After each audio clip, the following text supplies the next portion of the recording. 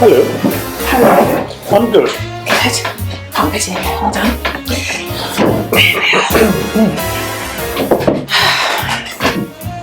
A second. Let's turn this round. Hello. Hello. How are you? I'm well. Good. I'm stuck. So hold on. Bear with. Hello. Oh. Hey. There we go. Oh, organised as ever. Hello everyone, it's me here in my kitchen alongside Michael. Yeah, he was supposed to wait until I said the long suffering, but it is Michael or Mike or whatever you care to call him, but you know who he is. You usually see him covered in mud on his knees in the allotment, don't you? So Ambling about in the background with a wheelbarrow. Actually doing jobs. But what we thought was today, because we're coming up to the end of the year, and I thought I was thinking about doing a December tour up at the plot, but to be honest, I'm looking out the window now and the skylights above just show it's absolutely bucketing down. So to be honest, there's no difference in the plot than there was in November. Do you think? Is there anything new? It's a bit wetter, a bit sludgy. Bit wetter, yeah, certainly muddier, certainly not very pretty. So we thought what we'd do instead was have a little look back at the year just gone and maybe a little look ahead to the year that's to come. So do a little bit of a review. And so what I did, I went onto the Facebook group and to the community page, which I've only just discovered after 6 years on the YouTube channel. And I asked people if they had any questions, save me rabbiting on, which I'm doing already, save me rabbiting on aimlessly, if they had any actual questions so I could structure it as more of a question and answer session. But to do with our allotment year. So anyway, so I did. You sent in some really lovely questions. So Mike and I have mulled them over. A little bit. But Mike hasn't told me what all of his answers would be, and I haven't told him what all of my answers would be. So I think I've forgotten my answers now. You probably have. So look, we've got all these questions. So the first thing I'm going to say is, before you all switch off and run away and think that's going to take hours, the kitchen clock's behind you. I'm going to say we're going to get these done in, how many minutes do you think it's going to take us? 5 minutes. It's not going to take 5 minutes. Less than 5 minutes. That shows how often 5 minutes. That shows how often Mike watches my videos, doesn't it? I think there's 15 questions. 2 hours. Somewhere between the two. But we'll try and make them as quick as we can do. Okay, so we'll just right. So we'll start. That's 5 minutes gone already. Okay. And I think this is a good one to start with. This one's from Sandra. And Sandra says, what do we argue about most? And I must admit, I'm cutting them off already. When this came up, we both said the same things straight away. Can you remember what we both said, Matt? You can't remember, can you? Planning.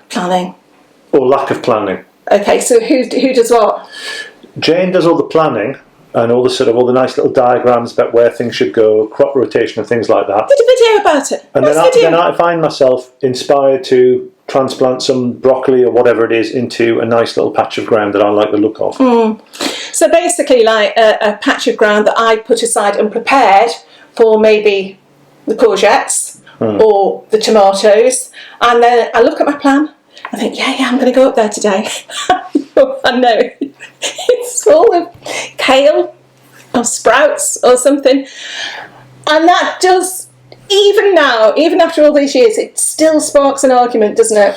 Because Mike swears that he's looked at the plans. But Jane did send me off to see Charles Dowding, who reckoned that crop rotation didn't necessarily have to be quite as rigorous as we'd thought it was in previous years, and I think he planted some dangerous seeds in my mind then. Yes, yeah.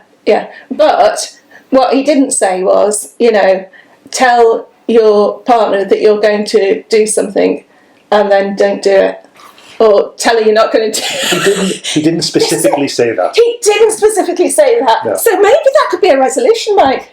Yeah, Maybe. Or shall I just not do any plans? Always stick to the plan. That's my advice. Or at least talk about it beforehand. At least we're arguing. Anyway, we thought that was great, Sandra, so you can see that that is still quite fresh on our minds. Right, okay. Then Ali, the lovely Ali over in Canada says, how many allotments have we had over the years? Do you want to do that one? Okay, our first allotment up in Newcastle, around about 1990, was a council-run allotment, and we had that for about 2 years. Yeah. And that was our very first allotment. And we had a big gap. Well, we had children. We had a bit of a gap. I think around about 10 years later, I'm going to say 10 years later, maybe 6 years later, we got our first one in Stone, which was probably too big for us at the time. Yeah. Because the kids were little and it was impossible to get anything done without the kids. Do you remember? The playpen? Oh, it was just not possible. Except the playpen, which is very much like our current chicken run. And there's 3 years difference between the children. Yeah. So, one of them would be crawling and the other one was able to really ratchet on the side of the pen. We used to just put them in it. We didn't used to just put them in. We used to pay Charlotte, who was a bit older, to go around and find things, but Anna would, almost repeatedly fall over and scratch her hands and things like that. Which is why we put them in baby prison. We put them So then we had one that was... But it didn't work. Another 6 years went past and we shared one with some friends, and then we had a half plot down the road from us. That was interesting. Well, it's not straighthtforward, I think. It's not straightforward, no. Lots of good memories from that time. Yeah. And then finally we had the new one, which Jane acquired, 4 years ago now?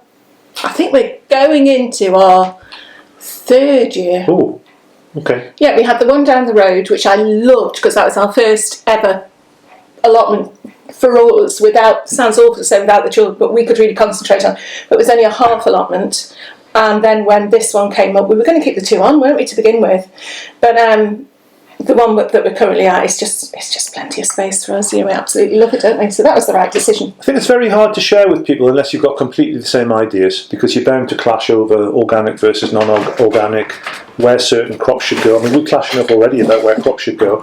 Excuse me a second. The moon, weather, the phase of the moon, etc. Yeah. It's all interesting, but yeah. But you've got to have really good friends who are on the same page as you to share an allotment. I know some people do it very well, but yeah. I'm being a real teacher here. I'm taking. We probably needed our own space, and we've got it now. Yeah. Okay, right. So we'll go straight on to Rue, who said, "What are we most proud of this year?" And you wouldn't tell me what you were most proud of. I know what I'm most proud of. I think I'm most proud of my pumpkin harvest and my squash harvest. Because I think we achieved better results in terms of big sort of blue hubbard squash, things like that look like kind of proper blue hubbard that you see in books. And we managed to do that with good soil preparation and no dig technique, because we had periods where it was incredibly dry, and it still worked out. But I think it was a success, despite the fact that we had a pretty difficult summer, really, really hot periods, periods where it bucketed down later on, and we still got a good harvest. And that covers Lorraine's question as well, which she's asked for the secret of the pumpkin patch. Oh, well, the secret of the pumpkin patch really was good soil prep, a little bit of compost dug in underneath them, and then really minimal weeding. We just left them to get on with it. They just covered the ground themselves.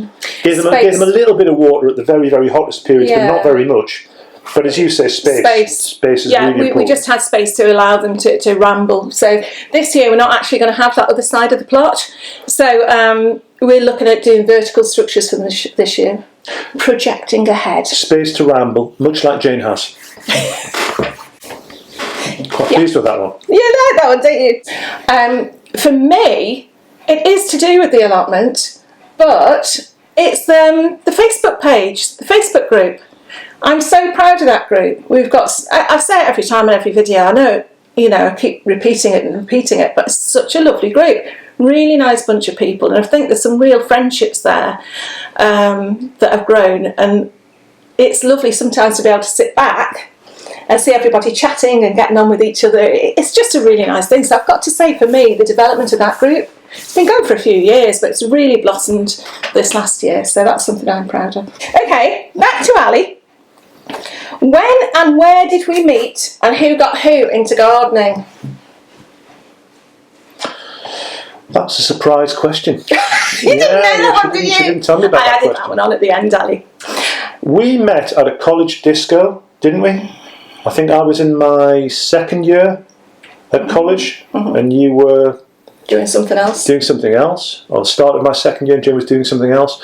And I think Jane asked me and my friend if we would mind her drinks. And I think we were already a few drinks in then, and I think my friend and I probably drank their drinks and then sort of moved on somewhere else. Is that your memory of it? Yeah, that is. You actually stole our drinks. Yeah. So, me and my friend wanted to go and dance, so we just said, can you look after the drinks, please? Went back, they'd gone, empty glasses. That was followed by a party, and from that followed a date, in which I said everything that went wrong could have gone wrong. There was a lot of misunderstanding, and I actually went back to my flatmates and said, I hope I don't see him again. Then I put a mixtape through the door. Oh, you did, didn't you? Yeah, and that sort of rekindled a bit of interest. You could do that in those days, couldn't you? You could do a mixtape for somebody and it would mean something. Yeah, I think it would. Nowadays, we don't even have tapes anymore. And a Grace Jones, wasn't it a Grace Jones tape? Grace Jones, I think, was on there. She was. Anyway, so yeah, and then we just got stuck with each other, really. I don't think anyone else would have us, really, would they? So, but we did. Even when we moved in together as students back in the day, very much like a lot of student accommodation, like we've got now actually, is you had a long narrow yard, and even then we were taking slabs up, probably illegally and against the landlord's thing. It's interesting that you say that, because I think the pattern was already formed at that time, because Jane would have the idea that she wanted to grow herbs in this back garden with no soil, and then I would be given the task then of breaking up the concrete or the flagstones or whatever it was, carting in soil from wherever I could find it, and doing the prep. Do you think you were trying to impress me? I think in those days I was trying to impress. Nowadays I can't impress. You still impress me, Mike. You still impress me. You've stuck around. That's good enough. Okay, so yeah, who got who into gardening? We've both done it. You had my parents who still love gardening. They're a lot less able than they were. Never fruit and veg, but flowers. So we always had a little garden with snapdragons and busy lizzies, and I seem to remember a few standard roses and pelargoniums.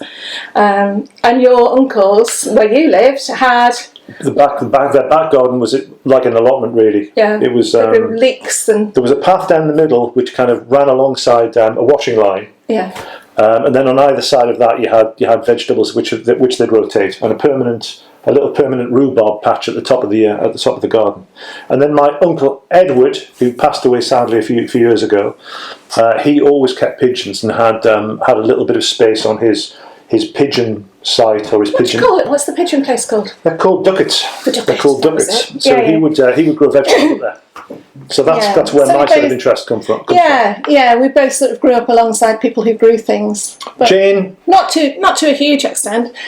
Excuse me. Jane's definitely more flowers, fruit, and some vegetables. With me, I think it's just straight up vegetables, which I think is probably something that I've retained an interest in. Well, you like food, don't you? How can I respond to that? Obviously. Okay, I'm going back up to June.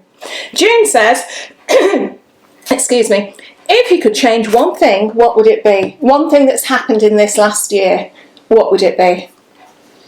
What's your answer? I found this really hard. No, I'm going to have to rethink because... I've got an answer. Go on. We made such a very, very good job of keeping the birds away from our peas. We had really good peas this year, but we had mesh that went over the top. And I managed to fasten it all together with cable ties and various different structures. Very secure. And I think we somehow just missed the moment when they went over a little bit. So, you know... We couldn't actually harvest the peas. We did too much work with the peas, didn't we? We did. Well, there was too much security around the peas. You felt like you needed several locks and passwords to get in. We got the problem. We got the balance between protection and access wrong. Like this. They were really well protected, but the thing was, nothing could eat them, including us. Steve says, how successful was the fruit? Not good, Steve. One of the reasons, I keep looking at you because I don't want to cut him off. Too late. But I will. One of the reasons was we got that lovely, lovely fruit cage from Gardening Naturally, which was brilliant. I'll put a link up somewhere about it. And we didn't put the roof on. We still haven't put the roof on. And one of the reasons we didn't put the roof on was, A, we lost the roof.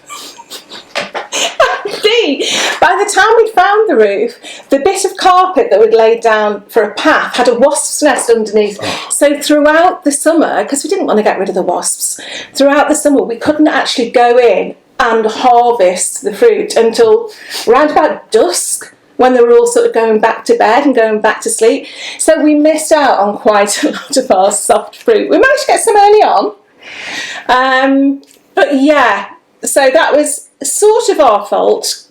We couldn't have stopped the wasps getting in. I think it was our fault because we had a little bit of a lump in our Axminster carpet from my mum's house, which the wasps naturally, saw as a lovely little spot to live in. Well, an Axminster. So it was our fault, really. Yeah.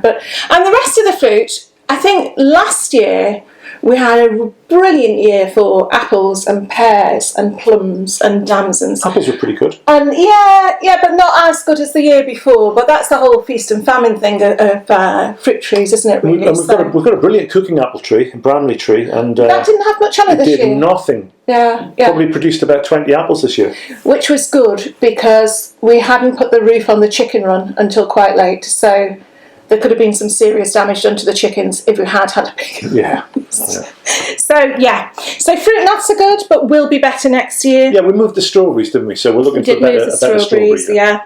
And Laura said, how are my free fruit trees? And I think what you're talking about, Laura, is when I was doing the pruning of the red and the black currants last year. I don't know if it was gooseberries as well.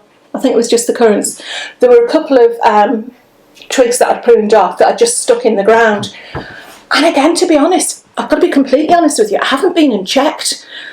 Everything looks okay, but until I actually go in and clear the ground again, I can't tell what's actually coming up from the original base and what's coming up on its own. I think they were coming on quite well. They seem to have leaves on early on, but we'll see. This year they'll be more established. We're going to have to do something with our blueberries this year. Blueberries have got to go in pots. They, Or is it hugel culture? Can we go for is it a hugel culture approach? What's that? Digging? Where you dig in logs to create a really sort of acidic environment for them? I don't know if that will necessarily create an acidic environment. I think what we need to do is get them in pots with some acidic compost.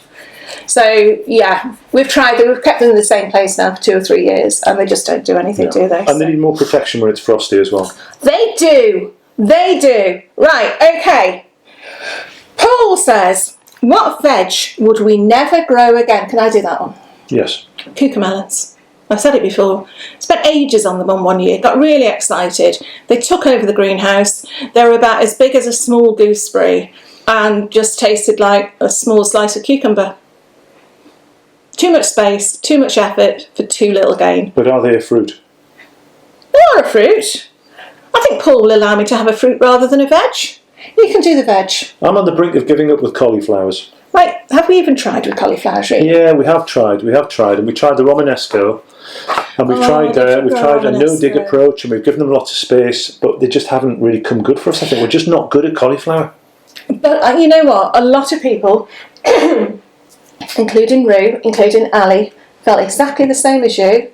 And then this year, I know you've been putting pictures of your cauliflower harvests on the allotment group, and they've done well. So it's worth persevering. We did persevere with sprouts. We've never been very good with sprouts, and we have got some really good sprouts this year. We have, despite the odds. And then Freckles says, what do we wish we could grow but given up? And I think that's for me. I do wish I could grow a good cauliflower, but I don't want to give up. I want to keep going. I think we've been doing it long enough now to know that if you want something, just keep going at it, keep giving it a little go, because you just don't know when it's going to come good, do you? Your fortunes can change. Your fortunes can change. What do you think about that one? I think our watermelon growing exploits weren't great. No, but would you give up? I wouldn't give up, but I would acknowledge the fact that we grew the smallest watermelons in existence this year, about the size of a golf ball. I think maybe that's what happened with cucamelons. maybe people were actually trying to grow full-size melons, and they were small, so they thought, right, we'll do a bit of branding here. Let's call them Kuka melons. I think this year... no, we could have called them something else and earned a fortune. I think the key thing for us this year with the watermelon is not to overwater, and also probably to plant them in situ, so they get off to a really good start, an established start. I don't know about that. The thing is, I don't want to give up doing them, because we went round to Yock's house, who grew those fantastic watermelons, and the Minnesota midget. Oh, just the flavour and the perfume from a fresh melon. It was just so gorgeous. Yock is a natural. I think we have to work at it, but Yock is a natural. Yock is a natural. I'd like to do a video with Yock next year, just to show you her setup. She's absolutely brilliant. Amazing. Okay, right. Okay, done that. What can we harvest, or can we harvest all year round? This is from Beth. Eggs. Eggs, we can. We can. You know, our little feathered friends there. We've only got 5 of them now, sadly, because of Mrs. Robinson. That was a sad thing.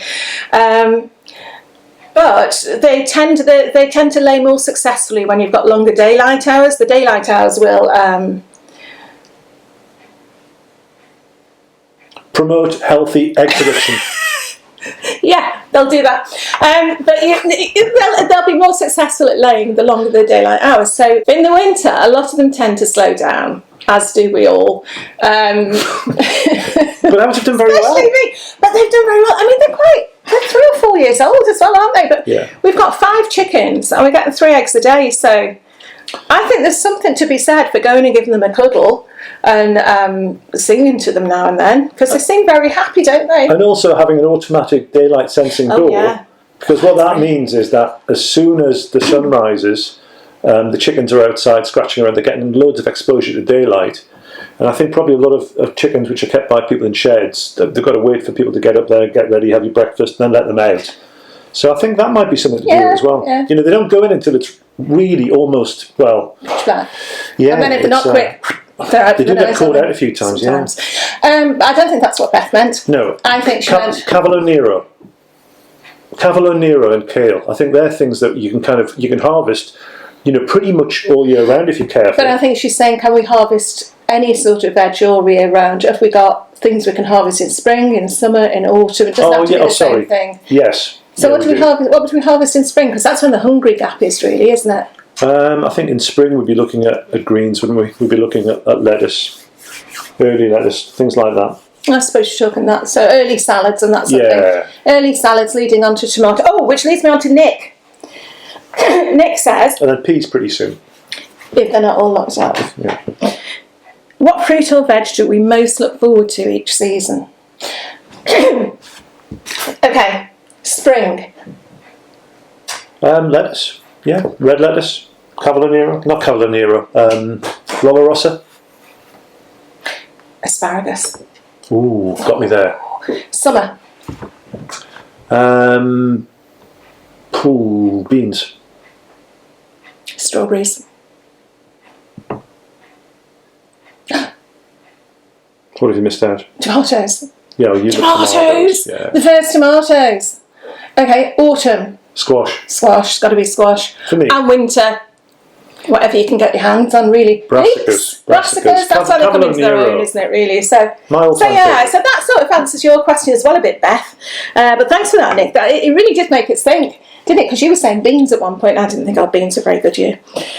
Erica says, are we still eating stored harvests? Yes. Yeah. We've still got, even though we didn't have a great onion harvest, we've still got onions, we've still got squash, we've got stuff in the freezer, beans, and I'll tell you what worked really well in the freezer this year was kale. Yeah. You know, I bagged up loads of kale already cut and prepared. Just finished the kale, just about? Just about, yeah. But runner beans, and then other beans. What are my words doing? Green beans. There you run it. No, your French beans. Your French beans. They've been brilliant for the freezer. Really good. Yeah. They're not mushy like supermarket ones are either. No. They're great, and runner beans. We've I'm looking over there. We've got loads dried. So and you've got lots of your pre-made sauces. The pre-made sauces. We're still doing that. Yeah, made with garlic and garlic, courgette, and tomato. Yeah. So tray bake? Yeah. So stuff we prepared. Put a link again. And I think if you're on an allotment site versus a back garden, or a sort of or a homestead, you tend to get a lot of people giving you things. So I'm looking right now at two huge butternut squash. We've got 3 or 4 of those from a neighbour, and we're still waiting for the right time to eat them, aren't we? We've had one. We are. We've got another 4 to go. Okay, and then just a couple more. I promise, just a couple more. You see, Mike keeps talking all the time. Can't shut me off. Kerry says, "What are your favourite herbs? What have you tried and you wouldn't do again?" My favourite herb that I wouldn't be without, my favourite herb is one that I'm not very good at growing, which is basil. Rosemary for me. Oh, we've got rosemary out there. Okay. But the one I really wouldn't be without, and I find really easy to grow, grows anywhere, I love it, the bees love it, is chives. That's one I wouldn't be without. But one I've done before... Coriander. Yeah, coriander's good. Great on curry. Good. Great when you've got a curry. Nice. It is nice. Just adds something special, doesn't it? Yeah. But I think I'm going to be doing more of our herbs outside in pots. Outside the kitchen doors are there this year, because just the whole thing of being able to get them as fresh as you possibly can, it doesn't always happen if you're at the allotment for the whole day. By the time you've cooked, even if you pick them on your way out, you've usually wilted a bit, haven't you? It's sort of... I have. It's usually wilted a bit. The one I wouldn't try again though, Kerry, and I was really impressed by it when I got it, it looked beautiful, was... I think it was Thai basil, which had great big leaves, looked lovely, but really is to be grown more as a houseplant than a culinary herb, because it didn't taste very nice. And you do get loads of novelty things, don't you? Like sort of chocolate flavoured thyme and things like that. We've got Hooks Green Herbs up the road from here, which, if you've been to any of the big flower shows, they've always got the stands there, and the people who own that are just brilliant, and they have open days a couple of times a year. You can order online, but the son and the dad who run it, you can just sit and talk to them for ages about herbs. And in fact, last time we went, they were doing tea and cake, and you'd gone to get me a tea, and I said, just anything, just a tea. And he actually made me, he went and picked some lemon verbena. Oh, you've got to try that if you haven't. And some stevia, and just infused it in some hot water. And it was, and he was telling me what they did. Really, really knowledgeable people. So we've got that on the doorstep, haven't we, really? And you cannot help but be swayed by the amount of herbs that they have up there that are just worth trying. Sorrel and sage are just so easy to grow. Yeah. And sorrel's got a great bitter taste in salad, so it's something I only discovered about 3 years ago, and I love it. Massive sorrel fan. Okay, and then Glip. Forgive me if it's wrong, Glip. I don't know how to pronounce your name. Asks 2 questions: shed or greenhouse? Shed. Oh, I was going to say greenhouse. Go on, you give your reasons. It's just nice to sit inside and have a brew, look out the window, read a little book, spend a bit of time in there. So I think, it's a bit of a man thing, isn't it? But I do like a shed. Whereas a greenhouse allows you to grow things. But in a shed, you could admire your wood pile, think about where you want to organise things. I think we're being a bit passive versus active here. In a greenhouse, it's actually useful for growing things in, and you can still sit in it. Yeah, I think if you want to grow some vegetables or some fruit, it's definitely a greenhouse. And if you want to sit there and think about the world, it's shed. Well, that goes on to a whole new topic, what's an allotment for? Because there is a lot of mindfulness going on at these allotments nowadays. Ruminate or create? Oh, very good. And last one from Blip. Best weed control? No dig approach, using cardboard and suppressing any weeds before they really start with compost. Yeah. And then minimal sort of intervention, as the season goes on. So soil preparation is the best thing you can do in terms of weed control. Best for your back as well. Done it. Are we done now? Done it. Answered all those questions. 5 minutes. We've answered all of them. We could have answered them all far more in depth, but we would have been here all day, wouldn't we? And nobody wants that. Least of all, Mike. who just wants to go up to the allotment in the rain. But yeah, I think this year, here's a question from me. Oh. What are you looking forward to most? I am looking forward most this year, I think, to seeing how things work out with bokashi composting. I mean, this afternoon I'm going to go up to the polytunnel and I'm going to dig out a couple of trenches and start to put in some of our bokashi that we've built up and see how that works out, because we definitely need to refresh the soil for tomatoes this year. So yeah, I'm looking forward to seeing how that works out. So now the composting. Yeah. But I think what I'm looking forward to this year is I feel like every year we've been there, which is only 2 or 3 years now, it's still quite a young allotment to us, we've had a project. We've been building something. So whether it's the polytunnel or the fruit cage or the chicken house, we've been building something, and that's wonderful. We've got the space to do it. But this year I'm looking forward more to sitting back and establishing those things further, rather than bringing something new in again. Although I do know I want to extend the pond a bit. And I'm looking forward to sticking rigidly to Jane's plan. That's never going to happen. Let's hope that 2022 is going to be a better year all round. And let's hope you're able to get out and enjoy your gardens wherever you are. Should I say anything, mate? No. Should we say Happy New Year? Happy New Year! Take care, and we'll see you all again very soon. Is that okay? God. So it's good night for me, and it's good night for him. Stop. I'm going to stop there. And you see, I'm going to have to cut that bit now. Cut that out there. Stop. But also, God knows what I was on about. So I spoiled that for you, man. You did. Shit, that might be an idea, did it? So in a nutshell, this is the end of the video. Thank you for watching.